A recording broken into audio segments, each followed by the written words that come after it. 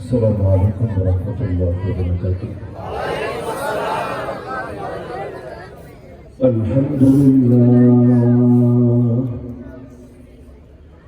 الحمد لله وحده وكفى وسلام على عباده الذين اصطفى.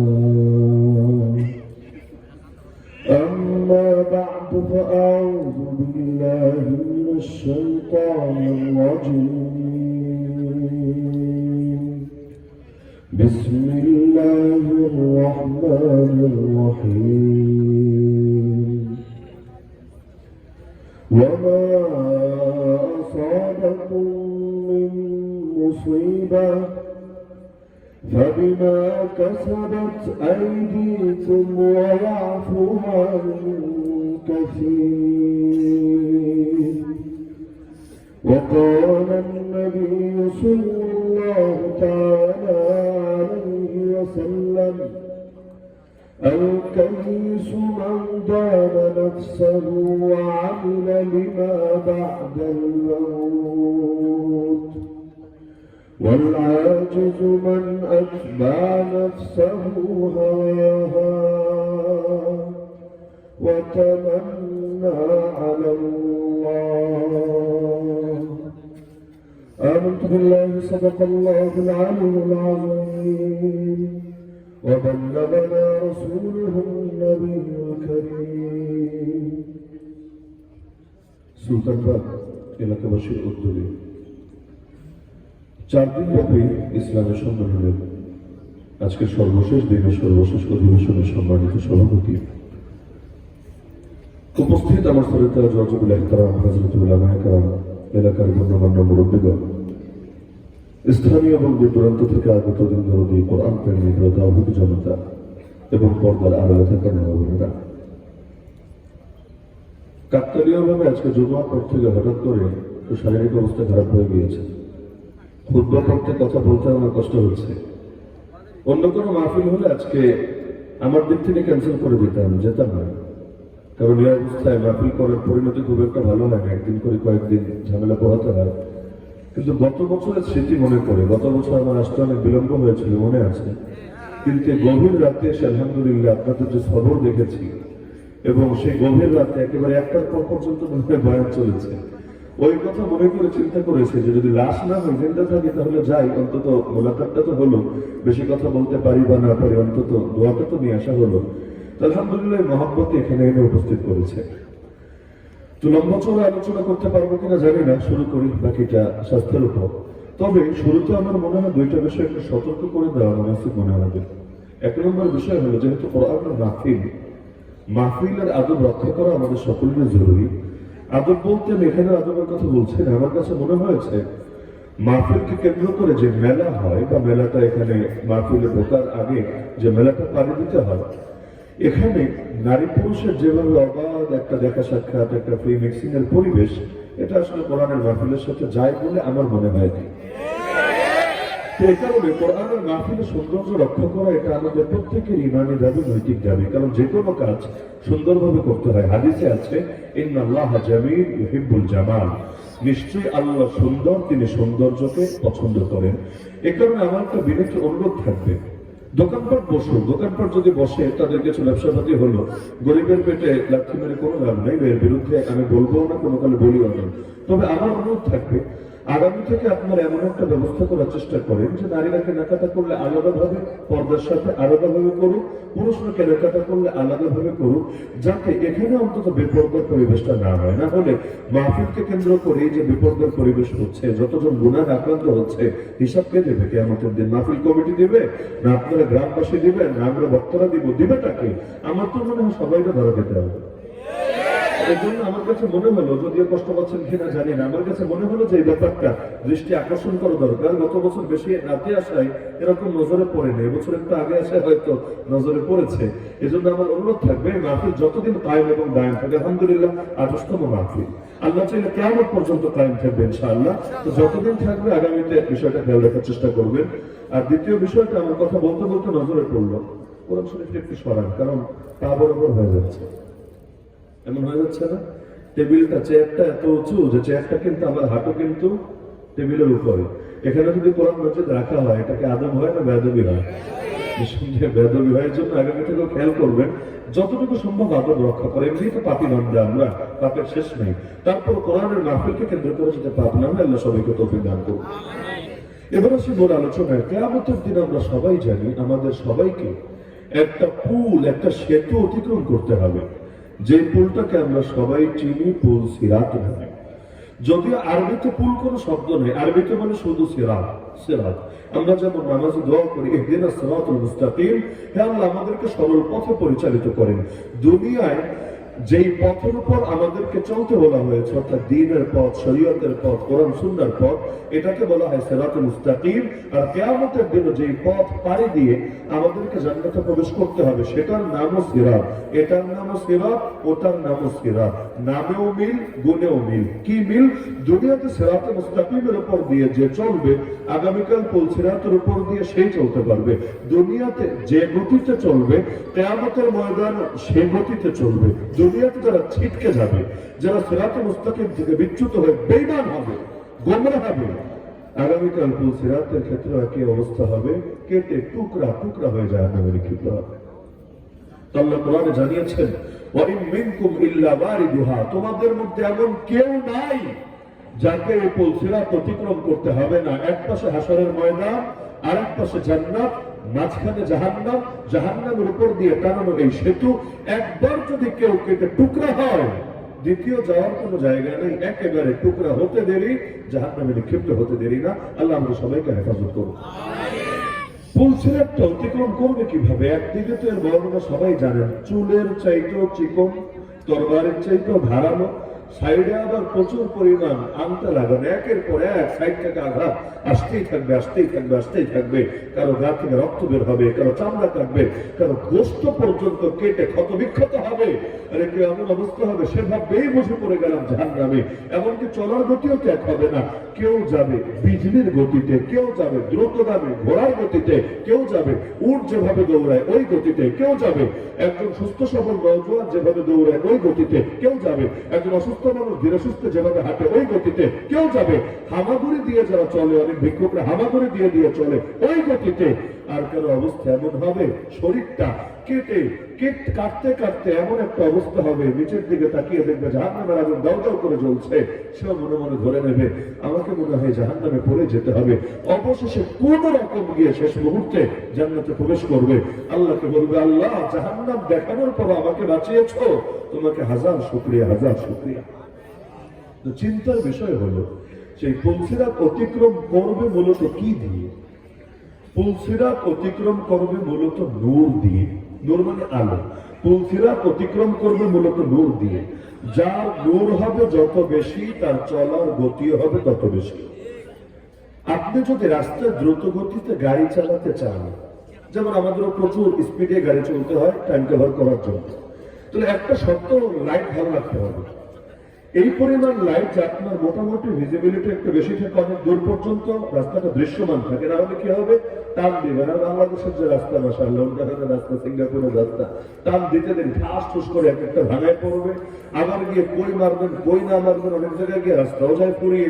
এমনকি এমন এক দেশ, গুগল ম্যাপও এখানে দেখা হবে, এখানে গুগল ম্যাপ দিয়ে চলবে না।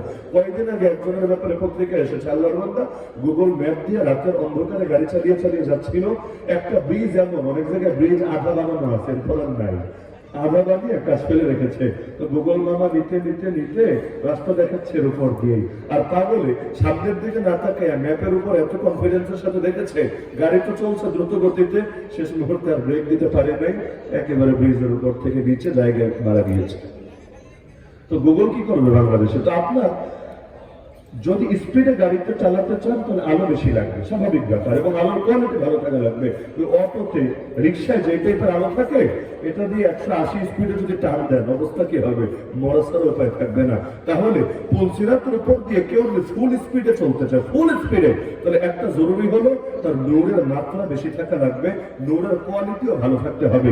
যার নূরের মাত্রা এবং কোয়ালিটি যত বেশি, তার চলার গতিও হবে তত বেশি। এই বাস্তবতা মাথায় রাখেন। এবার খুলেন কোরআন 28 নম্বর পরে সূরা হাদীদ আয়াত নম্বর 12। আল্লাহ বলে দিচ্ছেন, ইয়াওমা তারাল মুমিনিনা ওয়াল মুমিনাত ইয়াসআ নূরুহুম বাইনা আইদিহিম ওয়া বিআইমানিহিম। সেদিন তুমি দেখবে হে নবী, মুমিন পুরুষ এবং মুমিন নারীদের অবস্থা এমন হবে, তাদের সামনে দিয়ে এবং ডান দিয়ে নূর ছুটতে থাকবে। সামনে দিয়ে ছুটবে, অনেক মুফাসসিরদের মতে সামনে দিয়ে ছুটতে থাকবে ঈমানের নূর, ডান পাশ দিয়ে ছুটতে থাকবে নেক আমলের নূর। ঈমান যেহেতু সবার এক না, আল্লাহ রাসূলের ঈমান ছিল, সাইয়্যিদুনা আবু বকরের ঈমান ছিল, সাহাবায়ে কেরামের ঈমান ছিল, আর আমাদের পাপীদের ঈমান আছে। কোথায় ওই ঈমান, কোথায় এই ঈমান? যদি বলি আসমান জমিন পার্থক্যটাও কথাটা ভুল হবে, কারণ আসমান জমিনের মাঝখানের যে দূরত্ব, আমাদের ঈমান আর তাদের ঈমানের মধ্যকার দূরত্ব এর চাইতে বহু বেশি, বহু বেশি। কোনো মিলিত নাই, শুধু নামের মিল ছাড়া। তাহলে দেখা যাচ্ছে তাদেরও ঈমান, আমাদেরও ঈমান। ঈমানের কোয়ালিটি যেহেতু এক না, সুতরাং উভয় ঈমানের নূর একরকম হবে না। একইভাবে আমল, আপনারাই চিন্তা করলে দেখবেন, তাকালে দেখবেন, মসজিদে যদি 1000 লোক নামাজ পড়ে, সবার নামাজের কোয়ালিটি এক না। কারণ নামাজের দিকে দেখলে বোঝা যায় যে আল্লাহকে অনুভব করে করে নামাজ পড়ছে, মজা নিয়ে নিয়ে নামাজ পড়ছে, অত্যন্ত মনোযোগের সাথে খেয়াল করে করে নামাজ পড়ছে। আর কারণ নামাজ দেখলে মনে হবে আরে কাক ঠোকর দিচ্ছে। আল্লাহ রাসূলের শব্দ ব্যবহার করেছেন যে মুনাফিক আসরের নামাজ দেরি করতে করতে যখন দেখে সূর্য লাল হয়েছে, ডুববে ডুববে অবস্থা, তখন দাঁড়িয়ে 4টা ঠোকর মারে, লা ইয়াযকুরুল্লাহ ফিহা ইল্লা কালিলা। সে নামাজে আল্লাহকে খুব কম স্মরণ করে। আরে আমরা যারা সিঙ্গেল নামাজ পড়ি, মানে সুন্নাতটা তো অন্তত একা একা পড়েন, আপনি যে আল্লাহরে ডাকেন না কারে ডাকেন কোনো খবর থাকে? আলহামদুলিল্লাহি রাব্বিল আলামিন আর রহমানির রহিম। খেয়াল করলে দেখবেন এই আপনি যখন জোরে নামাজ পড়েন, জোরে মানে বুঝেছেন যেখানে কেরাতটা জোরে পড়েন, আর এই আপনি যখন আস্তে নামাজ পড়েন, উভয় নামাজ একই টাইমে শেষ হয় না। যদি জোরে পড়েন টাইম একটু বেশি লাগে, যদি আস্তে পড়েন টাইম একটু কম লাগে। কেন? শুধু স্পিডে বলা আর একটু স্পিড ছাড়া বলার মধ্যে, মানে জোরে বলা আর জোরে না বলার মধ্যে এমন স্পিডের কি পার্থক্য হবে যে একেবারে টাইমের মধ্যে 3 মিনিট 4 মিনিট বেশ কম হবে? আসলে এই পার্থক্যটা হলো আমাদের মন মানসিকতা সমস্যার কারণে। যখন জোরে বলি সাধারণত অন্যকে শোনানোর জন্য বলি, অন্যকে শোনানোর জন্য যখন বলি এটা সুন্দর করে শোনানোর চেষ্টা করি, আর যখন একান্তে আল্লাহকে শোনাই তখন আর সুন্দর লাগে না, এভাবে করে পরে কি যে পরে নিজেও জানে না। এজন্য দেখবেন বাঙালি ওই যে সালাম ফেরানোর পর একটা মোনাজাত করে না, ফ্যাশন বানিয়ে ফেলেছে, এমন ভাবে করে অনেকে একা একা নামাজ পড়ে, সালামটা ফিরে দেখেন নাই, সালামটা ফিরিয়ে হাত দুইটা তুলে শেষ। অথবা কেউ একটু বেশি আল্লাহ আমিন, আল্লাহ কবুল করো। কি কবুল করবে? কিছু বলবেটা আগে, মানে কবুল করবেটা কি? কিছু একটা তো বলা লাগবে যে আল্লাহ নামাজ কবুল করো, আল্লাহ তোমার কাছে মাফ চাইলাম, এ দোয়াটা কবুল করো, এটা কবুল করো, ওটা কবুল করো। বলা তো আর টাইম নেই, বড় বিজি, বড় বিজি। দোয়া করতে বলেছে গে, আসলে দোয়া করে নাই, খালি গালের মধ্যে চর দিয়েছে, একটা ফর্মালিটি মেনটেন করেছে।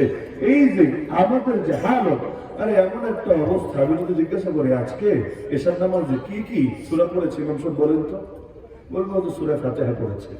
এটা অবশ্যই পড়েছে, এটা আপনি শুনলেও পড়েছে, না শুনলেও পড়েছে। সূরা ফাতিহা না পড়ে নামাজ হয়নি। এছাড়া কি পড়েছে কখন বলতে পারবে আপনার ধারণা? এমনকি যদি ওই শেষের সূরাগুলো পড়ে, যেটা কমন, মাগরিবের নামাজ তো সাধারণত শেষের সূরাই পড়ে। আজকে মাগরিবে কোন সূরাটা শুনেছেন পারলে বলেন, অধিকাংশই বলতে পারবে না। কেন জানেন? খবরই থাকে না নামাজে, নামাজের মধ্যে দিলই থাকে না। তো যেই লোক অনুভবের সাথে নামাজ পড়ে আর যেই লোক গাফলতির সাথে নামাজ পড়ে, উভয়ের নামাজ কি এক হতে পারে? নামাজ যদি এক না হয়, এই নামাজ থেকে যে নূর পাবে সেই নূরও কশ্চিন কালো এক হবে না, নূরে নূরও পার্থক্য থাকবে। মুনাজাতও তো এক হয় না। যেই মুনাজাত হয় জেলাপির জন্য, আর যেই মুনাজাত হয় আল্লাহ রাজি আর খুশি করার জন্য, উভয় মুনাজাত কশ্চিন কালো এক হতে পারে না। এই যে এত এত দোয়া করেন না, বেশিরভাগ দোয়া কাজ হয় না। কেন কাজ হয় না? এজন্য দোয়াতে ইখলাসের সাথে হয় না। একটা মজার কথা বলি, যদিও কেউ কেউ কষ্ট পাবেন, পেলে পান গিয়ে, আমার কাছে করার নেই। সেটা হলো বিগত 16 বছর ওদের জন্য যে পরিমাণ দোয়া হয়েছে, সরকারি প্রতিষ্ঠানগুলোতে তো আছেই, যেগুলো সরকারি মসজিদ, সরকারি ঈদগাহ, সরকারি মাদ্রাসা, এগুলো তো আছে। বেসরকারি অনেক জায়গায় যে হারে তেল মালিশ করেছে, সুবহানাল্লাহ, বাংলাদেশের তেলের দামও বেড়ে গেছে। কারণ এত তেল যদি এক এক নেতা নেত্রীর পেছনে মালিশ করে, গাড়ি চলবে কি দিয়ে? এই যে এত দোয়া, এত দোয়া, এত দোয়া, এই দোয়া যদি কবুল হতো, এভাবে দরবেশরাও ফেলে পালানো লাগতো।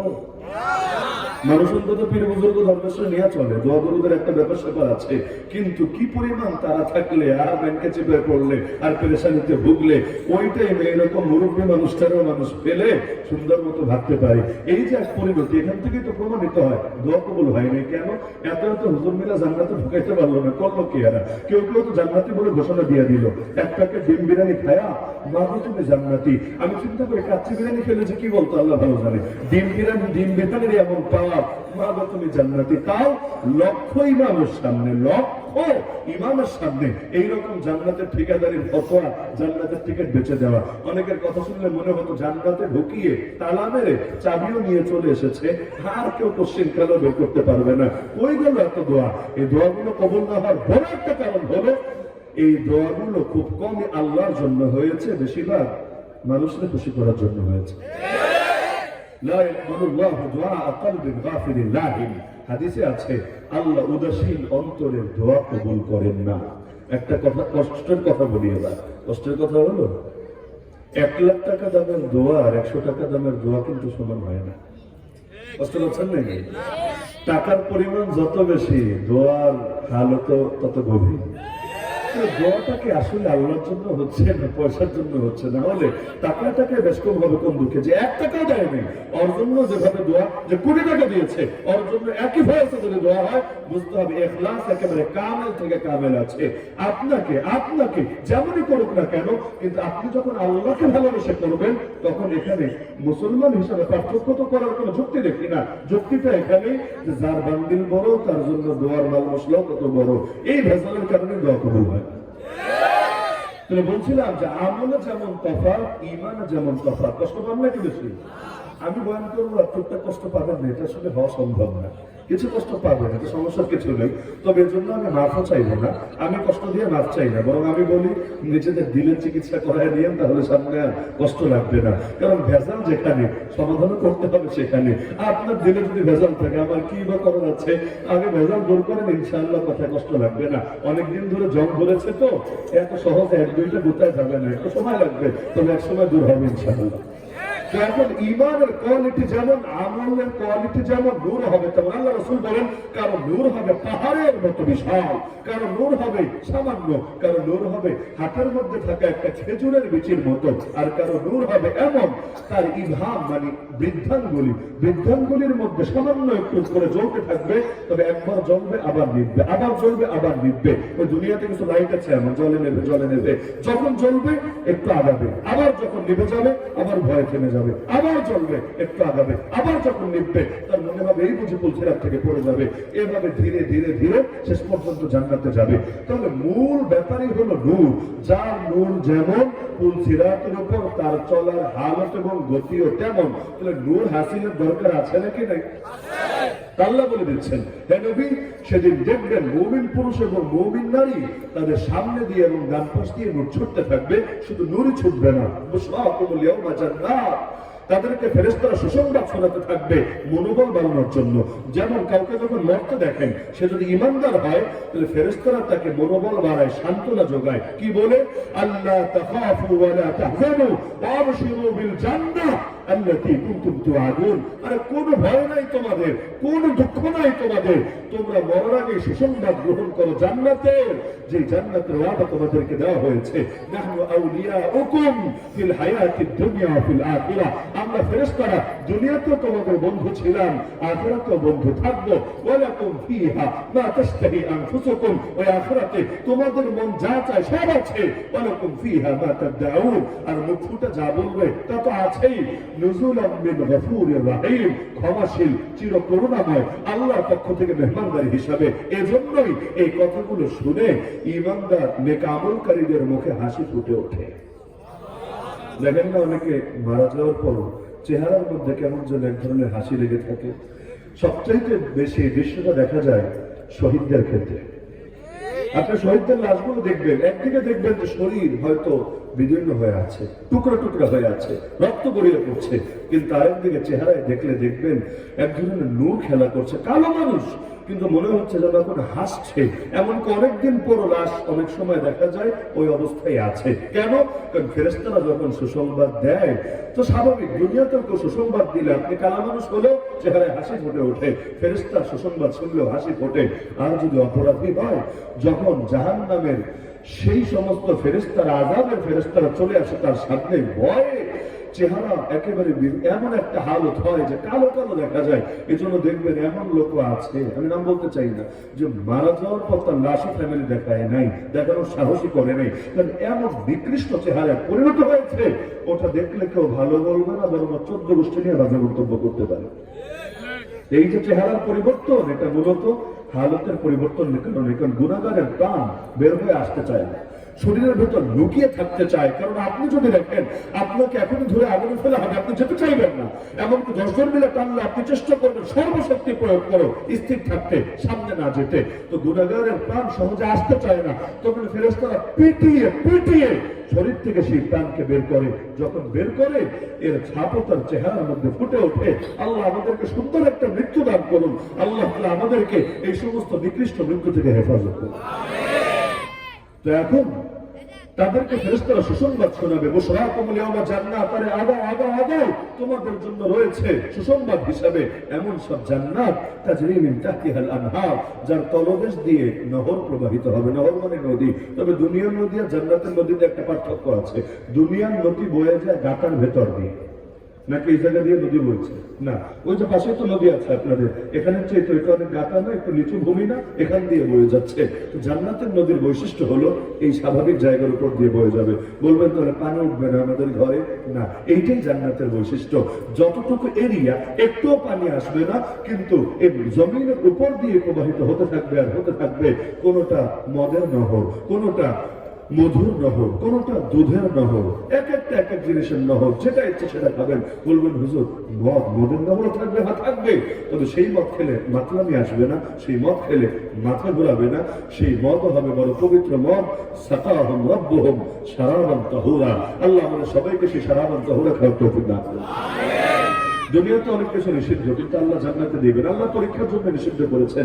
দুনিয়ায় পুরুষ মানুষ স্বর্ণ ব্যবহার করতে পারেন না, নিষেধ, কিন্তু আল্লাহ আপনাকে জান্নাতে স্বর্ণের বিভিন্ন জিনিস পরিয়ে দিবেন। দুনিয়াতে রেশমের পোশাক পুরুষ ব্যবহার করতে পারেন না, নিষিদ্ধ, আল্লাহ জান্নাতে দিয়ে দিবেন। দুনিয়ায় তো 4টার বেশি বিয়ে করতে পারেন না শরীয়ত সম্মত ভাবে, আর বাংলাদেশে 4টার বেশি করতে পারেন না। আল্লাহ জান্নাতে আপনাকে অন্তত 72টা ভোট দিয়ে দিবেন।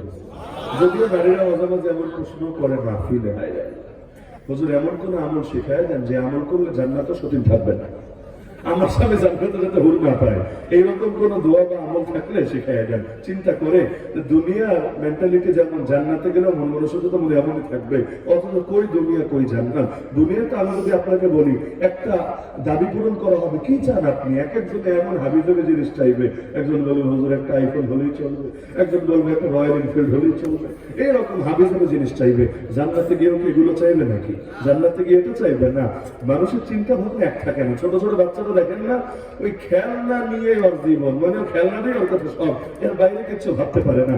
অথচ বড় হওয়ার পর মনে হয় যে এটা তো পুরো ভুয়া ছাড়া কিছু না। তো বড় হওয়ার পর বাচ্চাকালের বিষয়গুলো মনে করলে যেমন হাসি আসে, আপনি এই কাজগুলো করতেন, মনে করলে হাসি আসে না? কি কি করছেন ছোটবেলায়, হ্যাঁ হ্যাঁ হাস্যকর ব্যাপার। অথচ এখন যেটা করছেন এটাও হাস্যকর মনে হবে, যখন আখিরাতে যাবেন বড় হাসি আসবে, হায় কি করলাম দুনিয়াতে, এতটা পাগল ছিলাম আমি। জান্নাতে গিয়েও স্মৃতিচারণ করবে এগুলো। তো ফেরেশতা সুসংবাদ শোনাবে, এমন জান্নাত যে জান্নাতের তলদেশ দিয়ে নদী নালা প্রবাহিত হবে, খালিদিনা ফিহা, সেখানে চিরকাল থাকবা। ক্ষমতা হারানোর ভয় নাই, 16 বছর পর পালানোর কোনো আশঙ্কা নেই, চিরকাল থাকবা। যালিকা হুয়াল ফাওজুল আযীম, এটাই হবে মহা সফলতা। তো এটা তো মুমিনদের চ্যাপ্টার গেল। কাফের আর মুনাফিকদের কি হবে? কাফেরদের কষ্ট করে সেতুতে ওঠা লাগবে না, ওদের বিনা হিসেবে ধরে জাহান্নামে ফেলা হবে। বাপজান কষ্ট করে সেতুতে ওইটা কি করবা? তোমাদের তো আগানোর কোনো সুযোগই নেই, এজন্য বিনা হিসাবে জাহান্নাম। কিন্তু মুনাফিকদের সাথে একটা খেলা হবে। দুনিয়াতে মুনাফিকেরা খেলে ইসলামকে নিয়ে, খেলে না ইসলামকে নিয়ে। ওদের খেলার খুব কারণ থেকে শরীরের ভেতরে। কিয়ামতের দিন আল্লাহ তাআলা ওদেরকে একটা হালতে শিকার বানাবেন। ইউখাদিউন আল্লাহ তারা আল্লাহকে ধোঁকা দেয়, যদিও সম্ভব নয় কিন্তু চেষ্টা চালায়, আল্লাহর ধোঁকা দিতে চায়, কিন্তু আল্লাহ মূলত তাদের সাথে কৌশল করেন। কিয়ামতের দিন মুমিনদেরকে যখন নূর দেওয়া হবে, পুলসিরাতে ওঠার আগে নূর পেয়ে যাবেন আপনারা ইনশাআল্লাহ, ওই সময় মুনাফিকদেরকে নূর দেওয়া হবে। মুনাফিকরা মহা খুশি, যাক বাবা বাইচা গেলাম, ধরা খাই নাই, রিমান্ডেও যাই নাই, কোনো ঝামেলা নাই, এবার মনে হয় কোন রকম জান্নাতে একবার ঢুকলে তো আর ভয় নেই, একবার ঢুকলে বের হওয়ার আশঙ্কা নেই, মহা খুশি মহা খুশি। কিন্তু যেই মাত্র পুলসিরাতে উঠতে যাবে, হঠাৎ করে কারেন্ট নেই, লাইট নেই হয়েছে। এতক্ষণ থেকে ছিল, হঠাৎ করে নাই, এবার তো হায় হায় শুরু করবে, হ্যাঁ এবার কি হবে, ধরা তো খায় গেলাম, আর অন্ধকারে পা দিবে কোথায়? চুলের চাইতেও যদি চিকন হয়, না দেখে পা দিলে উপায় আছে নাকি? দিবেটা কোথায়? এবার ভয় পেয়ে যাবে। আল্লাহ বলে দিচ্ছেন সূরা হাদীদ আয়াত নম্বর 13, অর্থাৎ আগের আয়াতের পরেরটাই আল্লাহ বলে দিচ্ছেন, ইয়াউমা ইয়াকুলুল মুনাফিকুনা ওয়াল মুনাফিকাত, সেদিন মুনাফিক পুরুষরা এবং মুনাফিক নারীরা, একটা বললেই হয়, আল্লাহ আলাদা করে দুই শ্রেণীর নাম উল্লেখ করছে, যাতে করে আবার নারী অধিকারের দাবি তুলে কেউ আলাদা অগ্রাধিকার নেওয়ার বা আলাদা ফ্যাসিলিটিস নেওয়ার ধান্দা না করে। কেন? ওই একই পরিণতি পুরুষেরা হবে, একই পরিণতি নারীরা হবে। তো সেদিন মুনাফিক পুরুষগুলোও বলবে, মুনাফিক নারীগুলোও বলবে, কাদেরকে? লিল্লাযীনা আমানু, আপনাদের ঈমানদারদেরকে ডেকে ডেকে বলবে, উনজুরুনা, একটু নজর দাও আমাদের দিকে, একটু তাকাও, যায় না যায় না, একটু তাকাও আমাদের দিকে। আরেক ব্যাখ্যা হলো ইনতাজিরুনা, আমাদের জন্য একটু অপেক্ষা করো, চলে যেও না একা একা, কারণ একজনের কাছে যদি লাইট থাকে আর একজনের কাছে না থাকে, ওই লাইটওয়ালার সঙ্গে চললে একটু সহজ লাগে না রাস্তাটা, বিশেষ করে যদি ভয় থাকে রাস্তায়। যেমন বাংলাদেশে গত কয়েক মাস আগে রাসেলস ভাইপারের খুব ভয় ছিল, মনে নাই নাকি? এলাকা শোনেন নাই আপনারা? পুরো বাংলাদেশে এমন আতঙ্ক, পত্রপত্রিকায় লিখতো, মিডিয়া রিপোর্ট করতো, ঢাকার 40 কিলোমিটার দূরে মাত্র রাসেলস ভাইপার, পরের দিন 30 কিলোমিটার দূরে মাত্র রাসেলস ভাইপার, মানে এটা যেন একটা ট্যাঙ্ক, ঢাকায় ঢুকলে একদম বক্তব্য মায়ের সব খতম করে দিবে। কি ভয়! কৃষক খেতে যেতে ভয় পাইতো, আর অনেকে মাহফিলে আসতে ডরাইতো, কারণ মাহফিলে আসতে অনেক সময় ওটা খেত খামারে পাড়ি দিয়ে তো আসতে হয়, মাহফিল তো ময়দানই হয়, মাঠেই হয়, ভয় পেত কখন যেন রাসেলস ভাইপার ছবল দিয়ে দেয়। গ্রামে অনেক জায়গায় বাথরুম বাইরে থাকে, ঘরের মধ্যে রাখে না, একটু বাইরে একটু দূরে রাখে, অনেকে ভয় রাত্রে চেপে চুপে রাখতো। কেন? কষ্ট করে যদি যায় মাঝখানে রাসেলস ভাইপার কামড় দেয় কি হবে? এখন আবার রাসেলস ভাইপারের নাম গন্ধ নেই, আছে নাকি? কেন? বড় ভাইপার যখন বিদায় হয়েছে, ছোট ভাইপারের আলোচনাতে এমনি হারিয়ে গেছে। বড় বড় ভাইপার গুলো মাঝে মাঝে নিজেদের ইস্যুকে আড়াল করার জন্য ছোট ছোট ভাইপার গুলোকে খুব হাইলাইট করে। উদ্দেশ্য হলো, বাঙালি তোমরা ব্যস্ত থাকো একটা ইস্যু নিয়ে, আপাতত আমাদেরকে ভুলে থাকো। কিন্তু এত সহজ বাঙালিরা ভুলে রাখা না, ওই রাসেলস ভাইপারের গল্প দিয়ে দমায় দিতে পারে নাই। আলহামদুলিল্লাহ, জাতি ঠিকই জেগেছে এবং যা কেউ করতে পারে নাই ইতিপূর্বে, সেটা এই নবীন প্রজন্ম, তরুণ প্রজন্ম করে দেখিয়েছে আল্লাহর নিসবতে। এখন মুনাফিকরা মুমিনদেরকে বলবে, একটু অপেক্ষা করো আমাদের জন্য, নাস্তাবিস মিন নূরিকুম, আমরাও তোমাদের নূর থেকে একটু নূর সংগ্রহ করি। এখান থেকে একটা বিষয় স্পষ্ট হয়ে যায়, যে অনুবাদই করলেন, উনজুরুনা, দুটো অনুবাদ আমি করলাম। এক হলো আমাদের জন্য একটু অপেক্ষা করো, আর এক হলো আমাদের দিকে একটু তাকাও, একটু নজর দাও। যে অনুবাদই করি, উভয় অনুবাদ থেকে এটা প্রমাণিত হয়, আল্লাহওয়ালা যারা, আল্লাহওয়ালা যারা, আল্লাহকে ভালোবাসে যারা, আল্লাহর উপর বিশ্বাসী যারা, তাদের কাছে বিশেষ কিছু নূর আছে। তাদের কাছে থাকলে, সোহবতে থাকলে এবং তাদের নজর পেলে জিন্দগিতে পরিবর্তন আসেই আসে। প্রমাণিত হয় না? না হলে ওইখানে বসে এই কথা কেন বলবে, একটু অপেক্ষা করো, অথবা একটু তাকাও আমাদের দিকে। তাকালে কি হবে? এটা আল্লাহ জানিয়েছেন, তাকালে কি হবে? নাস্তাবিস মিন নূরিকুম, তোমাদের নূর থেকে একটু নূর পাবো। তাহলে নজরে যদি কোনো নূর নাই থাকে, ওরা নজর থেকে, তাকানো থেকে, দৃষ্টি থেকে নূর নেওয়ার ফিকির করছে কিভাবে? যে সমস্ত পাগলরা ভাবে আল্লাহর ওয়ালাদের সাথে চলার মধ্যে কোনো বৈশিষ্ট্য নাই, ওদের জন্য একটা আয়াত যথেষ্ট। বৈশিষ্ট্য আছে বলেই কিয়ামতের ময়দানে একটু নজর কামনা করবে, একটু সহবত কামনা করবে। কেন? এর দ্বারা যতটুকু নূর পায় সেই নূর দিয়ে হয়তো চলার চেষ্টা করবে। কিন্তু কিয়ামত আমলের জায়গা না, নতুন করে কিছু পাওয়ার জায়গা না। বীজ যা লাগানোর আগে লাগিয়েছেন, ফসল তোলার সময় বীজ লাগায় লাভ নেই। দুনিয়াকে বলা হয় দারুল আমল, আমলের ঘর, আমলের জায়গা। আখিরাতকে বলা হয় দারুল জাযা, প্রতিদানের জায়গা, আমলের জায়গা না। ওই সময় আমল করে লাভ নাই। এজন্য মুমিনরা বলে দিবে, পিরাজি ওয়ারাকুম, পেছনে যা, দূর হ, পেছনে যা। ফালতামিসু নূরা, পেছনে গিয়ে নূর তালাশ কর। এরা ভাববে পেছনে মনে হয় কয়েক কেজি নূর স্টকে আছে, যাই একটু খুঁজে নিয়ে আসি, যা পাই এইটাই লাভ। আস্তে করে পেছনে আসবে, ফাদরিবা বাইনাহুম বিসুরিন লাহু বাব। আল্লাহ বলেন তখন এদের মধ্যে আর এদের মধ্যে একটা দেয়াল দিয়ে দেওয়া হবে, একটা প্রাচীর দিয়ে দেওয়া হবে, যে প্রাচীরে একটা দরজা থাকবে, বাতিনুহু ফীহি রাহমা, যার ভেতর দিকে রহমত থাকবে, ও যাহিরুহু মিন কিবালিহিল আযাব, আর বাইরের পাশে আযাব আর আযাব থাকবে। মুমিনরা তাদেরকে পিছে যেতে বলেছে, মানে ওই হাসরের ময়দানের পিছে না, বরং বলেছে দুনিয়ায় যা, কারণ কামানোর জায়গা দুনিয়া, দুনিয়া থেকে নূর নিয়ে আসলে এখানে নূর পাবি, নতুন করে পাওয়ার সুযোগ নেই, ভাব দুনিয়ায় গিয়ে নূর নিয়ে আয়। কিন্তু কেউ কি একবার কবরে গেলে আবার ফিরে আসতে পারবে? যদি এমন হতো একবার মরার পরও যখন বুঝে ধরে সবকিছু, চট করে চলে আসতে চাইলে আবার চলে আসা যায়। যদি এমন হতো ঝামেলা ছিল না, তাহলে মানুষ কবর ফুটা করে চট করে চলে আসতো। কিন্তু চট করে আসতে চান আর ফট করে আসতে চান, একবার গিয়েছেন তো গিয়েছেন, পুনরায় আর আসতে পারবে না। তখন এরা পেরেশান হয়ে বলবে ইউনাদুনাহুম। এর পরের আয়াতে আল্লাহ জানাচ্ছেন 14 নম্বর আয়াত, তারা ডাক দিবে মুমিনদেরকে, ক্বালু, তারা বলবে আলাম নাকুম মাকুম, আমরা কি তোদের সঙ্গী ছিলাম না? দুনিয়া থেকে একসাথে ছিলাম না? হ্যাঁ, দুনিয়াতে একসাথেই থাকে। আপনারা যেখানে থাকেন, যেই দেশে থাকেন, যে নগরে থাকেন, এলামানিকও থাকে, মুরগি চোরাও থাকে, সবই থাকে। দুনিয়াতে তো মিলেমিশেই থাকে, কি থাকে না? বাংলাদেশে নাস্তিক নাই, কাদিয়ানি নাই, বামরান নাই, সব আইটেমই মজুদ আছে। এমনকি নবী বলেছেন উম্মত হবে 73 দল। ঢাকা শহরেই যে আছে কয় হাজার দল, আল্লাহ ভালো যায়। 73 হলো বড় বড় দল আর কি, কিন্তু ছোটখাটো ডালপালা শাখা উপশাখার তো অভাব নেই, কত হাজার হাজার যে দল। বাংলাদেশে কয়েকটা দল আছে, এটা যদি কেউ গয়না বের করতে পারে, আর নোবেল দেওয়ার জন্য সুপারিশ করা উচিত। আর জীবন খতম হলো এটা বের করতে পারবে না যে এক এক জায়গায় কি পরিমাণ দল আছে। কি আপনাদের বিশ্বাস হয় এটা? এই পরিমাণ দলাদলি আছে এই দেশে, ঐক্য ঐক্য ঐক্য বলতে বলতে মুখে ফেনা তুলে ফেলেন, কাজের কাজ কিচ্ছু হবে না। 5ই আগস্টের পর সবাই ভেবেছিল এই বুঝবে ঐক্য হয়ে গেল, আর আজকে কত 5ই ডিসেম্বর না 6ই ডিসেম্বর, আজকে এসে সবাই বলছে হায় ঐক্য কই হারায় গেল। যত দিন যায় মানুষের আশা বাড়ে, আর আমাদের দেশে যত দিন যায় সম্ভাবনা যা ছিল তাও ধীরে ধীরে কমতে থাকে। মাঝে মাঝে কাফেররা মায়েরা আমাদের একটু ঐক্যবদ্ধ করে দেয়। এই ইসলামের ফাইজলামের কারণে আলহামদুলিল্লাহ একটা জাতি ঐক্য গড়ে উঠেছে। যতদিন মায়ের চলে ততদিন ঐক্যের সবক চলে। যেমন আমরা যখন জেলে ছিলাম কোনো দলাদলি নাই, কারণ এই বিছানায় একজন, এই বিছানায় একজন, এই রুমে একজন, ওই রুমে একজন, দল যেই হোক সবার পরিচয়, সবাই বন্দী, সবাই আসামি। এখন একজন আর একজনের বিরুদ্ধে বহু ঝাড়িঝুড়ি দিত, কিন্তু এখন আর একজন আর একজনের খাবার বাইরে দেয়, সুখ দুঃখের গল্প করে, কারণ মানুষের তো হাতে কোনো এই প্রয়োজন, কই যাবে, সুখ দুঃখের গল্প করে, আবার বের হওয়ার পর একজন একজনের পেছনে লাগে। তো জেলে গিয়ে আমাদের অনুভূতি হয়েছিল সরকার তো দেখে বাইরে বাইরে ঐক্যবদ্ধ করে দিবে আমাদেরকে। এমনকি যে আন্দোলনটা হয়েছে, এই আন্দোলনও কিন্তু মায়ের খাওয়ার বরকতেই হয়েছে। 2013 বিজয় আসলো না কেন আমাকে বলেন? 2013 বিজয় আসলো না কেন? এর অনেকগুলো ফ্যাক্টর, অনেকগুলো কারণ বের করা যাবে। এর মধ্যে অন্যতম একটা কারণ এটাও বটে, যাতে ঐক্যবদ্ধ হতে পারে নাই মূল লক্ষ্যে।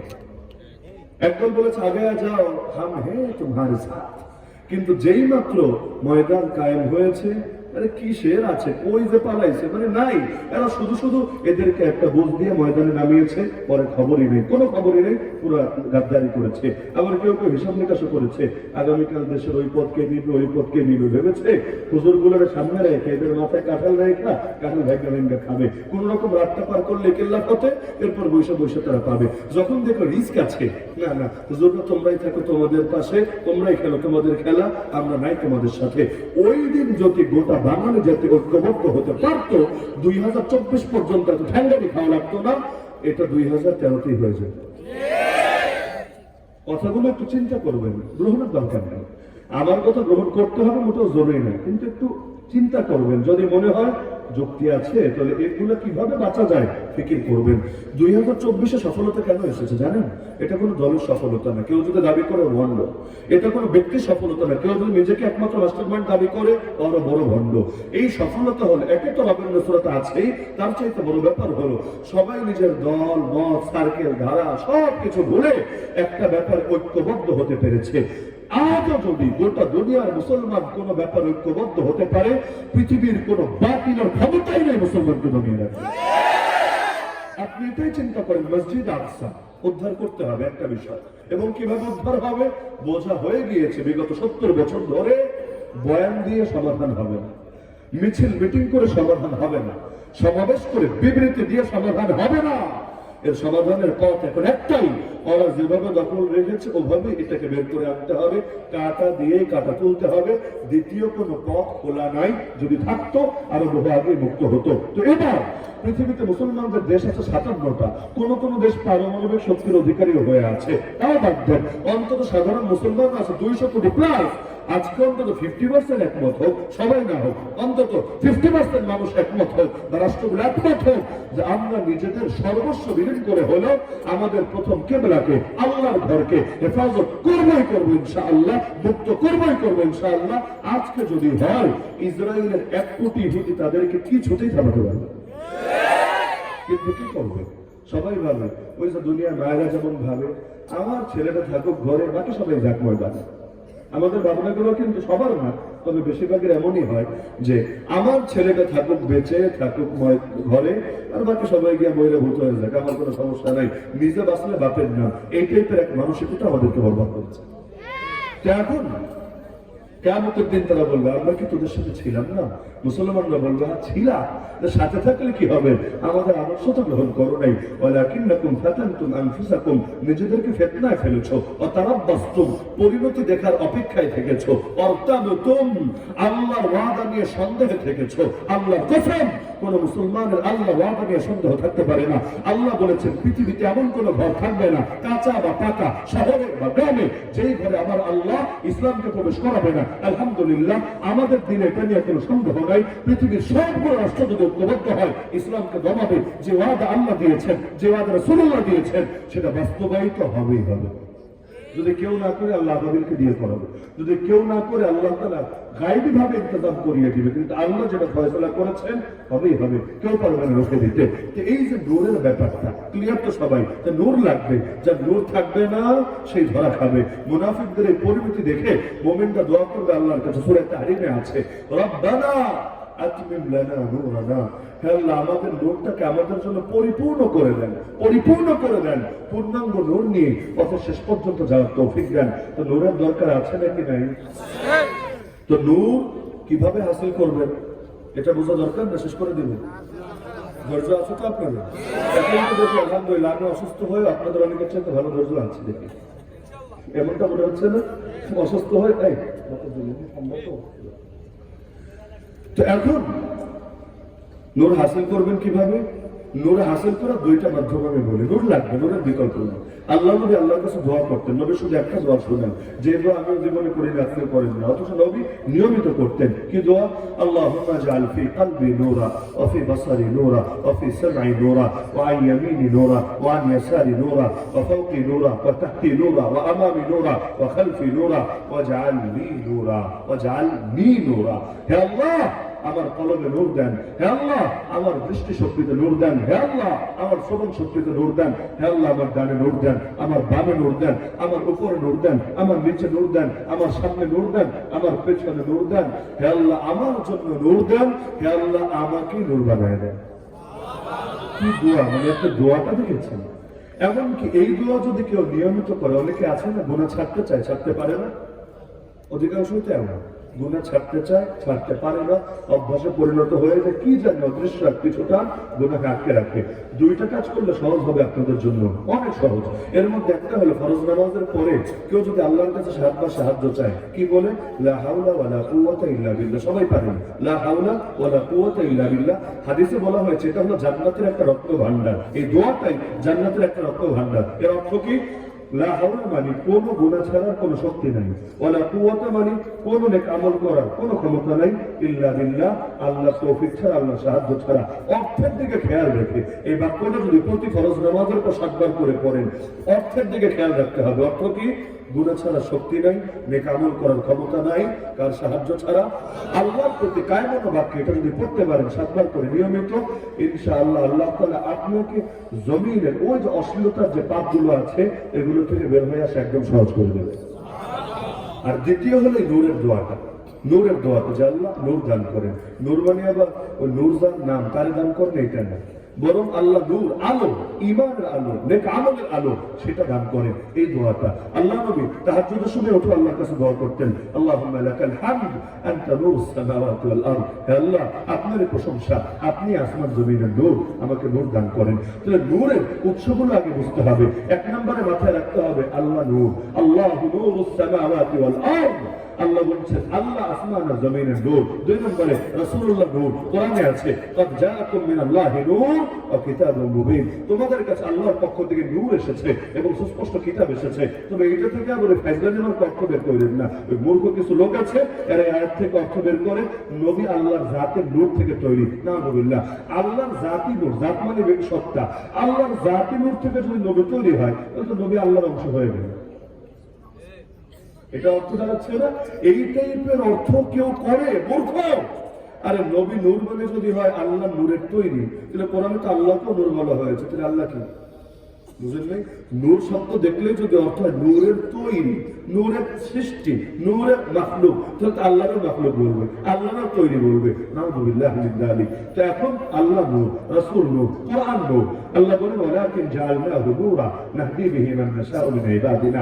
ইসলাম নূর, আল্লাহ ওয়ালিউল্লাযিনা আমানু ইখরিজুহুম মিনাজ যুলুমাতি ইলান নূর। তো যেখানে বিদ্যুৎ আছে, পাওয়ার সাপ্লাই যায় যেখান থেকে, ওখান থেকে লাইট আনলে তবেই বাতি জ্বলবে। আর যেখানে কোনো পাওয়ার নাই, ওখান থেকে তার পাইলে কোনো লাভ নাই, ওই জায়গায় তো পাওয়ার নাই, আপনারা পাওয়ার সাপ্লাই দিবে কিভাবে? তো নূর পেতে চাইলে আল্লাহ, নূর পেতে চাইলে রাসূলুল্লাহ, নূর পেতে চাইলে কোরআন, নূর পেতে চাইলে দ্বীন এবং শরীয়ত। এর বাইরে কোথাও নূর পাবেন না। কোরআন 114টা সূরার মধ্যে একটা সূরার নামই আছে সূরা নূর। নাই? কয় নম্বর পারায়? 18 নম্বর পারায় একটা সূরার নামই সূরা নূর। এমনকি একদিন জিবরিল আমিন রাসূলের সাথে বসা, হঠাৎ উপরে তাকালেন। আল্লাহ রাসূল, আল্লাহ কি হলো, কি দেখছে? জিবরিল আমিন বললেন, ইয়া রাসূলুল্লাহ, আজকে আসমানে এমন একটা দরজা খোলা হয়েছে যেই দরজা আজকের পূর্বে কোনোদিনও খোলা হয়নি, এবং সেই দরজা দিয়ে এমন একজন ফেরেশতা জমিনে নেমে এসেছে যে আজকের আগে কোনোদিনও জমিনে আসে নাই। কি জন্য, কেন এসেছে? জিবরিল আমিন তার পক্ষ থেকে জানাচ্ছে, আবশির বিনূরাইন উতিতাহুমা লাম ইউতা নাবিয়্যুন ক্বাবলাক, আপনি সুসংবাদ গ্রহণ করেন এমন দুইটা নূরের, যেই দুটো নূর আপনাকে দেওয়া হয়েছে আপনার পূর্বে কোন নবীকেও দেওয়া হয় না। কোন দুইটা নূর? এক নম্বর হলো সূরাতুল ফাতিহা, যেটা সবাই পারেন আলহামদুলিল্লাহ। এটা একটা গর্বের বিষয় যে আপনাদের সবার একটা নূর মুখস্থ আছে। বাচ্চা অসুস্থ, আর কিছু পারেন বা না পারেন, সূরা ফাতিহা কয়েকবার করে পড়েন, বেজোর সংখ্যা পড়েন, আর কিছু পারেন বা না পারেন, এই সূরা ফাতিহাটার উপরেও যদি সব ক্ষেত্রে নিয়মিত আমল জারি রাখতে পারেন, আল্লাহ আপনার সব সহজ করবে। কেন জানেন? সূরা ফাতিহাকে বলা হয় পুরো কোরআনের সার নির্যাস। পুরো কোরআনে যত বিষয়বস্তু আছে সবগুলো মৌলিক বিষয় এক সূরা ফাতিহার মধ্যে আছে। এজন্য সূরা ফাতিহা পড়া মানে পুরো কোরআনের মূল বার্তাটা মেসেজ দিয়ে দেওয়া। তো সুতরাং এক সূরা ফাতিহা এক নম্বর নূর, দুই নম্বর নূর হলো সূরাতুল বাকারার শেষ দুটো আয়াত, খাওয়াতিম সূরাতুল বাকারা। এই শেষ দুটো আয়াত কেউ যদি রাতে একবার পড়ে, আল্লাহ রাসূল জানিয়েছেন, মান ক্বারা ফি লাইলাতিন কাফাতাহু, তার পুরো রাতের ইবাদতের জন্য যথেষ্ট হয়ে যায়। অর্থাৎ সারা রাত হয়তো দাঁড়িয়ে নামাজ পড়তে পারে না, জিকির করতে পারে না, তেলাওয়াত করতে পারে না, ঘুমের আগে সূরা বাকারার শেষ দুটো আয়াত যদি তেলাওয়াত করে ঘুমায়, আল্লাহ পুরো রাতে সওয়াব লিখে দিবেন। তাহলে নূরের উৎসগুলো একবার দেখি, নূরের উৎস বহু, তবে বেশি কষ্ট দিব না আপনাদেরকে। আমি জাস্ট কয়েকটা উৎস দেখাই, শুধু এরপর হিসাব করবেন নিজেরা যে নূরের উৎস খোলা আছে কিনা। যদি খোলা থাকে আলহামদুলিল্লাহ, অটল থাকে, আর যদি খোলা না থাকে নাউযুবিল্লাহ, এখনই ইউটার্ন নেন, এখনই কামব্যাক করেন, এখনই শুধরে নেন। তাহলে কবে নেবেন? কবে? মালাকুল মউত আসার পরে নেবেন, লাভ নাই কোনো। তো সুতরাং নূরের কয়েকটা উৎস বলি। নূরের এক নম্বর উৎসের নাম নামাজ। কি নাম? নূরের দলিল কি? জাস্ট দুটো হাদিস শুনলেই বুঝবেন। একটা হাদিসের মধ্যে আল্লাহ রাসূল বলছেন, মান হাফাযা আলাস সালাওয়াত, যে ব্যক্তি নামাজের ব্যাপারে যত্নবান থেকেছে। যেমন আপনারা ফজরের ব্যাপারে খুব যত্নবান আছেন নাকি? এরকম যত্নবান না, বরং নামাজ পড়ে, হক আদায় করে পড়ে, জামাতে পড়ে। যে ব্যক্তি নামাজের ব্যাপারে যত্নবান থেকেছে, কানাত লাহু নূরান ওয়া নাজাতান ইয়াউমাল কিয়ামা, এই নামাজ কিয়ামতের দিন তার জন্য নূরে পরিণত হবে, নাজাত মানে মুক্তিতে পরিণত হবে। ওয়া মান লাম ইউহাফিজ আলাইহা, নবীজি বলছেন যে ব্যক্তি নামাজের ব্যাপারে যত্নবান থাকবে না, লাম তাকুন লাহু নূরান ওয়ালা নাজাতান ইয়াওমাল কিয়ামাহ, কিয়ামতের দিন নামাজ তার জন্য নূরও হবে না, নাজাতও হবে না। এতটুকু বলে থামলেও তাও এত ভয় লাগতো না। এই হাদিসটা পড়লে শরীরে মাঝে মাঝে পশম শিউরে ওঠে। কেন? এর পরের শব্দই নবী বললেন এর হাসর হবে। এর মানে কার? যে ব্যক্তি নামাজের ব্যাপারে যত্নবান নাই তার হাসর হবে চারজনের সাথে। নবী নাম বলে দিচ্ছেন। 1 নম্বরে ফেরাউন, 2 নম্বরে কারুন, 3 নম্বরে হামান, 4 নম্বরে উবাই ইবনে খালাফ। নাউযুবিল্লাহ। বেনামাজির হাসর কার সাথে হবে? নবী 4টা নাম বলে দিলেন, ফেরাউনের সাথে, কারুনের সাথে, হামানের সাথে, উবাই ইবনে খালাফের সাথে। ওদের সাথে যদি হাসর হয় জান্নাতে যাওয়ার সুযোগ আছে? তো নামাজের ব্যাপারে কি পরিমাণ যত্নবান থাকা দরকার ছিল, আর আমরা কি করি? এমনও যদি হতো যে ফজরের সময় উঠতে চেয়েছে, উঠতে পারে নাই, হতে পারে বছরে 2-4 দিন, এটা নামাজি ব্যক্তিরও হয়ে যেতে পারে, অস্বাভাবিক না। কিন্তু তার গাফলতি নাই, গাফলতি নাই। গাফলতির এই প্রমাণ কি? যখন ঘুম ভেঙেছে উঠে উযু করে নামাজ কাজা হিসেবে অন্তত আদায় করে নিয়েছে, আল্লাহর কাছে মাফ চেয়েছে, আল্লাহ ভুল হয়ে গেছে, আমি পারিনি আজকে, আমার ব্যর্থতা, আমার অপরগতা, তুমি মাফ করো। তাহলে বোঝা যেত যত্নবান আছে। তো কিসের যত্ন? এমন লোক আছে বাংলাদেশে জুমাটাও পড়ে না। এখন দেশের শীর্ষ ক্ষমতায় আছে এমন ব্যক্তি আমি নাম নিয়ে নিয়ে বলতে পারবো, তাদের ঈদের নামাজের একটা ছবিও আপনি পুরো অনলাইন ঘেটে পাবেন। জুম্মা বাদ দেন, ঈদের নামাজের একটা ছবিও কেউ কোনোদিন দেখেছে বলে আমি অনেকের ঘাটাঘাটি করে জিজ্ঞাসাবাদ করে পাই নাই কেউ কোনোদিন অন্তত ঈদগাহে যাওয়ার দৃশ্যটা খুঁজে পেয়েছে। আল্লাহ হেফাজত করুন। আমি তো মনে করি বাংলাদেশের মানুষ যদি খালি ফজরটা ঠিক করতে পারে আর বাকিটা আমার বলা লাগবে না, অটো হয়ে যাবে। যার ফজর ঠিক তার বাকি সব ঠিক, আর যার ফজর নাই আর কিছুই ঠিক নাই, কিছুই ঠিক নাই। এজন্য আমি একটা অনুরোধ রাখতে পারি আপনাদের কাছে। আমার অনুরোধ হলো যুবক ভাইয়েরা, আপনারা ফজর ক্যাম্পেইন করেন, ফজর নিয়ে আলাদা করে মেহনত করেন। প্রয়োজনে বিভিন্ন আপনার ইউনিক উদ্যোগ নিতে পারেন। একটা উদ্যোগ হতে পারে ফজরের নামাজে নিজেরা তো নিয়মিত আসবেনই, আপনারা একটা পুরস্কারের ঘোষণা করেন যে 40 দিন, 1 মাস, 2 মাস, যেরকম সুবিধা হয়, যারা নিয়মিত ফজর পড়বা মসজিদের মধ্যে একটা সাইন দেওয়ার হাজিরা খাতা বানায় রাখবো, নিয়মিত পড়বা। আমরা তোমাদেরকে এই কয়েকদিন পর মাহফিলে হোক, ইমাম সাহেবের হাতে হোক, খতিব সাহেবের হাতে হোক, হাজার হাজার মানুষের সামনে পুরস্কৃত করবো। এমনও হতে পারে যে আমরা ফজরের নামাজের পর যুবকরা একসাথে একটা পরামর্শ সভা করব, সেখানে বসবো, বসে বসে তালিকা বের করবো, কি রে আমাদের বন্ধু বান্ধব কে কে আসলো না, দেখি তো, দেখবেন 10 জন নাই, 5 জন নাই, 20 জন নাই, চল ওদের ঘরে চল। এখন ভাগাভাগি করে এই ঘরে 2 জন, ওই ঘরে 1 জন, ওই ঘরে 3 জন, যান গিয়ে উঠান। কিনে বলতো আসলে না কেন? সোল্টো তো সমস্যা হয়ে গেছে, আসলে না কেন নামাজে? এক একদিন একে ব্যাখ্যা দিবে, যেই ব্যাখ্যা দেখ আপনি বলবেন ঠিক আছে, হয়েছে বহুত হয়েছে, রাত তোর ব্যাখ্যা, উজু কর, উজু করে নামাজটা পড়ে নে। 1 দিন, 2 দিন, 3 দিন, ওর বাপমাই তো লজ্জায় পড়বে, কি রে এলাকায় তো বাসাটা মার্কা মারা হয়ে যাবে। পোলাপান যদি এমনি ডেইলি আইসা পোলার উঠে নামাজ পড়ায়, এলাকায় তো ভাইরাল ঘর হয়ে যাবে, ভাইরাল ঘর, একেবারে সবাই চিনবে এক নামে। তো মানুষজনটা ঠিক রাখা লাগবে। তাই পোলা মসজিদে যাবি না, তোর চেহারা পানি ঢেলে দিব, যা যা, তোর বন্ধু বান্ধব যত আর ভুলো না আসে ঘরে, হবে নাকি হবে না? হবে নাকি হবে না? এমনকি প্রয়োজনে এটাই করেন যে ফেসবুকে একটা গ্রুপ বানান সবাই মিলে, অথবা একটা মেসেঞ্জার গ্রুপ বানান যে আমরা সবাই ফজরে একটা ফজর মুবারক দিব। আমি বেদাত চালু করতে বলছি না, কিন্তু সবাই যে আসি রে ভাই আসি, এটা দেখাইতে হবে না? তো এই সবাই সকালে ফজর মুবারক আছি না ভাই, আমি রেডি আছি, আমি আসছি নামাজে, এভাবে একটু কারগুজারি নেন না। আরো বহু তরিকা হতে পারে, আর এগুলোই করতে হবে জরুরি না, আরো বহু তরিকা হতে পারে। কিন্তু আমি মনে করি আপনারা যুবকরা যদি উদ্যোগ নেন, সুলতান বাগের প্রতিটা মানুষকে ফজরের নামাজি বানানো সম্ভব। নামাজের কথা বলে কি করবে? পিটাবে না, করবে না। নামাজের কথা বলে কি করবে? মামলা দিবে না, দিবে না। নামাজের কথা বলে কি করবে? সর্বোচ্চ একটু দূরে দূরে থাকার চেষ্টা করবে। আরে যতই দূরে যেতে চায় আমি তাকে কাছে টেনে আনবো, সমস্যার কিছু নাই। নামাজের জন্য, দিনের জন্য ছোট হবো। কিয়ামতের দিন এই বন্ধু আমার থ্যাংক ইউ দিতে পারবা, বরঞ্চ আমার উপকার করবে ইনশাআল্লাহ। এমনও তো হতে পারে আল্লাহ তারে মাফ করবে, আমার ফাতোয়া করবে, আর সে সুপারিশ করবে যে আল্লাহ মাফ করো, ওর দাওয়াতের বদৌলতে আমার নামাজি হওয়ার কপাল জুটেছে, আল্লাহ আমার সাথে ওকে জান্নাতি দাও। হাদিসে আছে আল্লাহ জাহান্নামে যখন জাহান্নামীদেরকে ফেলবে, জান্নাতীদেরকে বলবে যাও জান্নাতে ঢোকো, তখন বলবে আল্লাহ আমাদের বন্ধুদেরকে ছেড়ে আমরা যাব না। কেন? তারা আমাদের সাথে একসাথেই নামাজ আদায় করেছে, একসাথেই রোজা রেখেছে, একসাথেই হজ করেছে, সব একসাথেই করেছে। আর বিভিন্ন পাপের কারণে তারা চলে গেছে জাহান্নামে, আমরা যাচ্ছি জান্নাতে, আল্লাহ একটা সুযোগ দেন। আল্লাহ বলবেন, হাদিসের মান সহিহ, একবার জাহান্নামে যাও, তাহলে গিয়ে দেখো, উকি দিয়ে দেখো যে কারা কারা আছে। তখন তারা দেখে অনেককে চিনে ফেলবে, যাদেরকে চিনবে সবাইকে বের করে আনবে। এরপর আল্লাহ বলবে, ঠিক আছে, আর একটা স্পেশাল কাজ দিচ্ছি, তোমরা তোমাদের বন্ধু স্বজনদেরকে তো বের করেছো, যাদের ভেতরে ন্যূনতম ঈমান আছে ওদেরকে বের করে আনো, ওদেরকে বের করে আনবে। কারণ তার অবস্থা এতটা গুরুতর হবে যে পুরো ছাইয়ের মতো অনেকটা হয়ে গেছে, তাদেরকে একটা নহরের মধ্যে ফেলা হবে। ওই নহর নাম হবে নাহরুল হায়াত, আর সঞ্জীবনী শক্তি থাকবে সেই পানির ভেতরে। যখন সেখান থেকে বের হবে, আবার তরতাজা জলজান্ত স্বাভাবিক সুস্থ মানুষে পরিণত হবে। এরপর বন্ধুরা একসাথে জান্নাতে ঢুকবে। এজন্য আল্লাহ কোরআনে বলেছেন, আল আখিল্লাহু ইয়াওমা ইযিন বা'দুহুম লিবা'দিন আদু ইল্লাল মুত্তাকিন। সেদিন বন্ধু দুশমন হবে, তবে মুমিন মুত্তাকিদের ক্ষেত্রে না। তারা বন্ধুর দুশমন হবে না, তারা সবাই সবার আপন হবে। সেজন্য একজন আরেকজনের বড় উপকার করবে। এতটুকু স্যাক্রিফাইস করতে পারে তো ইনশাআল্লাহ, না হলে বড় মুশকিল। ওয়াসসালাতু নূর, নবী বলেছেন নামাজ হলো নূর। নামাজ বাদ দিয়ে কিয়ামতের দিন কেউ নূরের আশা করে লাভ হবে না, ধরা খেতে হবে। জাহান্নামে যাওয়ার সমূহ আশঙ্কা আছে। এছাড়া ছোট্ট একটা ঘটনা শোনাই। আমিরুল মুমিনিন ওমর রাদিয়াল্লাহু আনহু, নাম তো শুনেন না জীবনে, যখন তিনি শহীদ হচ্ছিলেন, ঘটনাটা বড় কষ্টকর। নামাজে দাঁড়িয়েছেন, আল্লাহু আকবার বলে মাত্র সানা পড়ছেন, আলহামদুলিল্লাহ শুরু করতে পারেন নাই।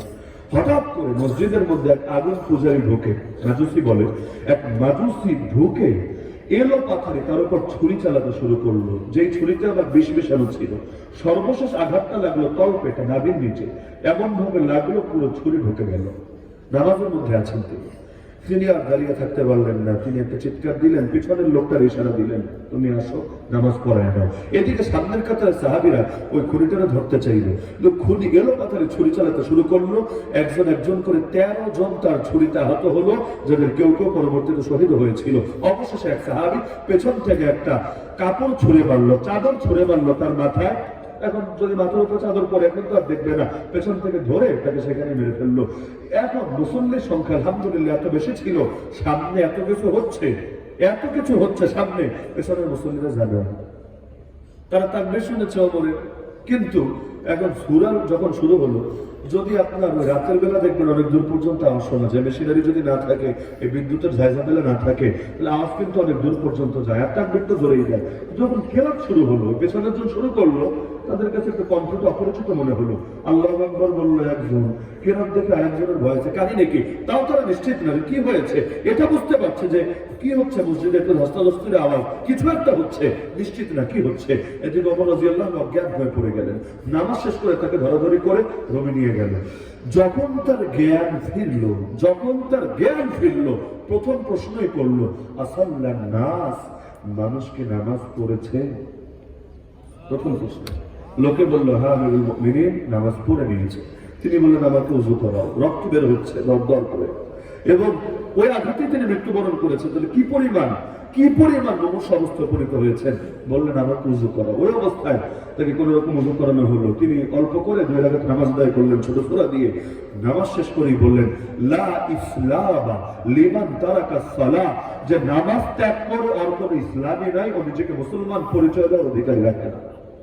আল্লাহ রাসূল বলেছেন, বাইনাল আবদি ওয়া বাইনাল কুফরি ওয়া শিরকি তারকুস সালাহ, একজন মুমিন বান্দা আর কুফর শিরকের মধ্যে পার্থক্যই হলো এই নামাজ ছেড়ে দেওয়া। মুসলমান নামাজ ছাড়ে না, আর জিন্দেগিতে এমনি পাপে ভরা, আর নামাজটাও যদি বরবাদ করি, নামাজ তো ইসলামের খুঁটি, মূল অন্যতম ভিত্তি, এটাই যদি ভেঙে দেন, ফাউন্ডেশন না থাকলে বিল্ডিং থাকবে কিভাবে? সব ভেঙে চূর্ণ বিচূর্ণ হবে। এজন্য আল্লাহর রাস্তায় নামাজের ব্যাপারে সচেতন হন। কিয়ামতের দিন প্রথম প্রশ্ন এই নামাজ নিয়ে হবে।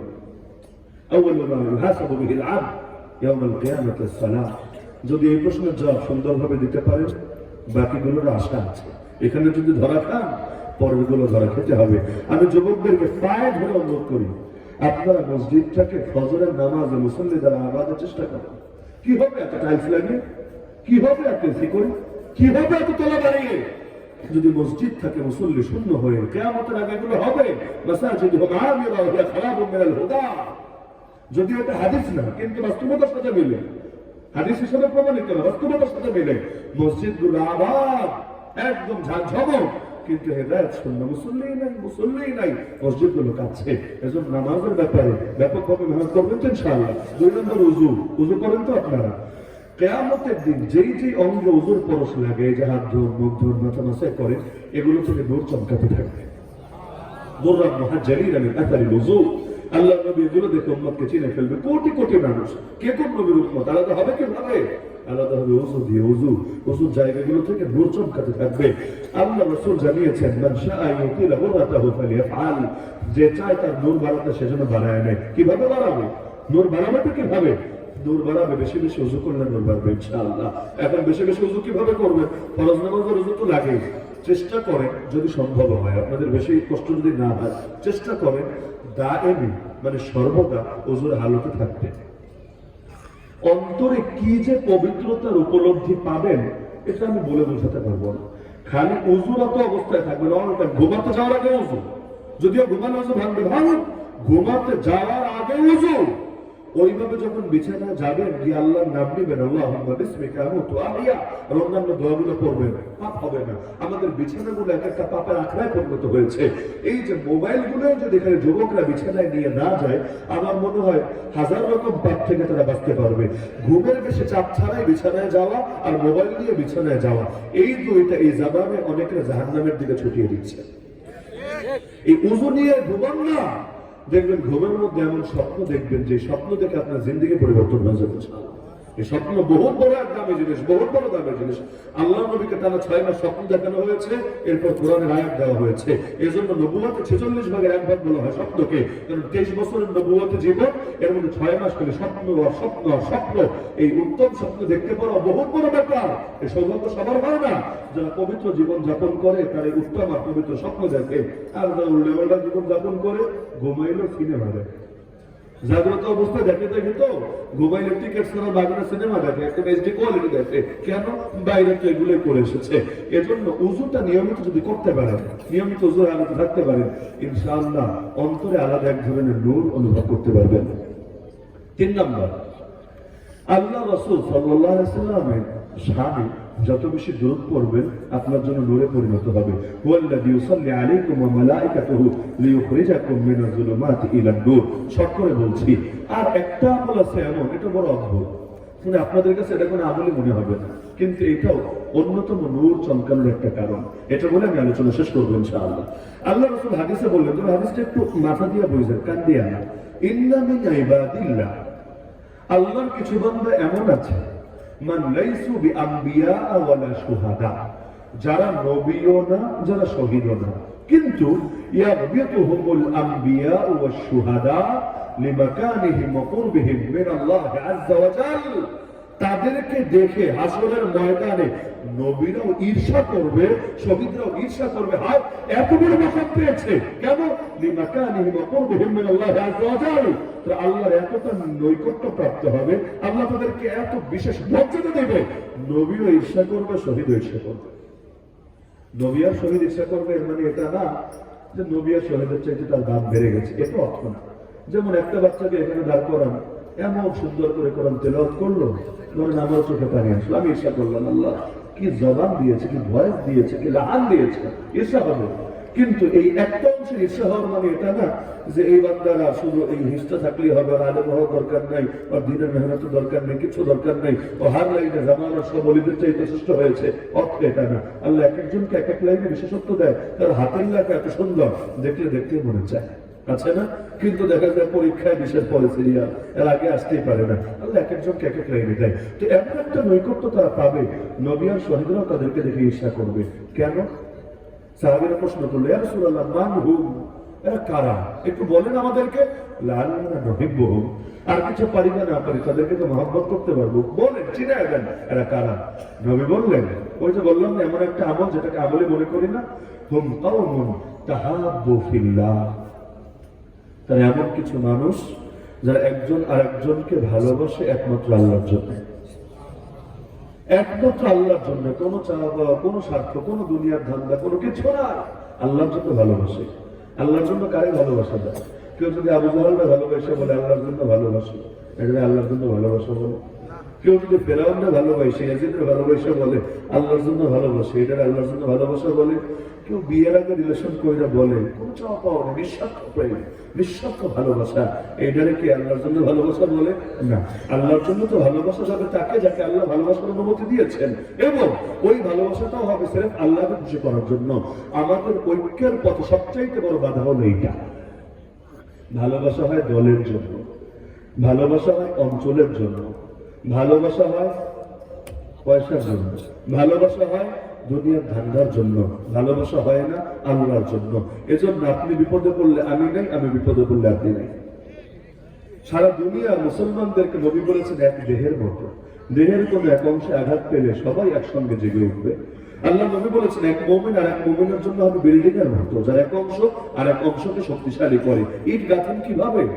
এভাবেই গাঁথেন, প্রতিটা ইট আর একটা ইটকে সাপোর্ট দেয়, আরেকটাকে সাপোর্ট দেয়। হাওয়ার উপর ইট গাঁথা যায় না, এখান থেকে ইট গাঁথা শুরু করেন তো দেখতে পারলে পারবেন না। ইট ওই যে নিচ থেকে গাঁথা শুরু করেছেন, মাটিটারে সাপোর্ট দিয়েছে, এরপর একটা আরেকটা একটা আরেকটা একটা আরেকটা দিতে দিতে 100 তলা বানিয়ে ফেলেছেন, 1000 তলা বানিয়ে ফেলেছেন। কিন্তু মাঝখান থেকে ইট সরায় না, কি হবে? ধাপ করে উপরে গুলো পড়তে বাধ্য হবে। তাহলে দেখা যায় বিল্ডিং এর যেমন একাংশ, ইট বলে কথা না, বিল্ডিং এর যেমন একাংশ আর একাংশকে শক্তিশালী করে, রড ইটকে শক্তিশালী করে, সিমেন্ট আবার আরেকটা শক্তিশালী করে। এভাবে এক মুমিন হবে আর এক মুমিনের জন্য এমন, তারা সবাই সবাইকে শক্তি যোগাবে। যোগাইতে খুব যোগাই, তাই না? খুব যোগাই আমরা। যে দেশে মুসলমান 14 কোটি, ওই দেশে স্বাধীনতা 53 বছরে এসে কোনো পতিতালয় বন্ধ করা গেল না।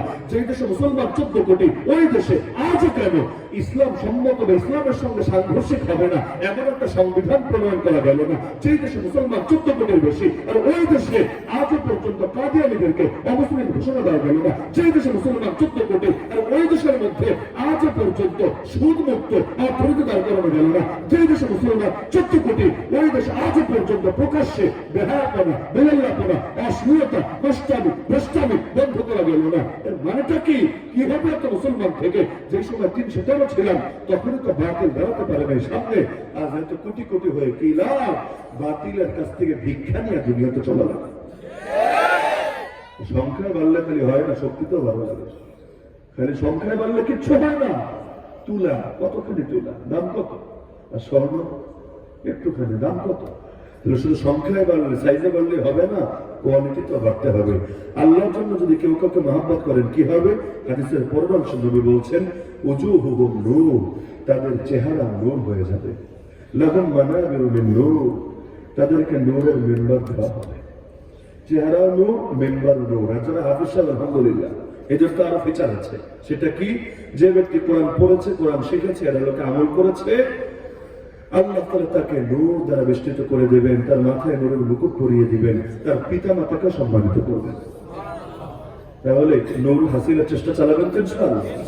ইতিমধ্যে বলার খবর হয়ে গেছে, আমার লাস্টের দিকে এসে মনে বেশি হয়ে গেছে, তো জন্য আলোচনা দীর্ঘ করলে এটা বড় মুশকিল হয়ে যাবে, তার দীর্ঘ করছে না। কিন্তু নূর হাসিলের জন্য যে একটা পরামর্শ দিলেন, আশা রাখতে পারি তো নাকি? আর কোনোদিন দেখা হোক না হোক, আশা রাখতে পারি তো ইনশাআল্লাহ। আল্লাহ তাআলা আমাদের সবাইকে নূরে নূরানি হওয়ার তৌফিক দান করুন। নূর নিয়ে বাঁচার, নূর নিয়ে মরার, কিয়ামতের দিন নূরানিদের সঙ্গে শামিল হওয়ার তৌফিক দান করুন। আমিন। ওয়া আখিরু দাওয়ানা আলহামদুলিল্লাহি রাব্বিল আলামিন।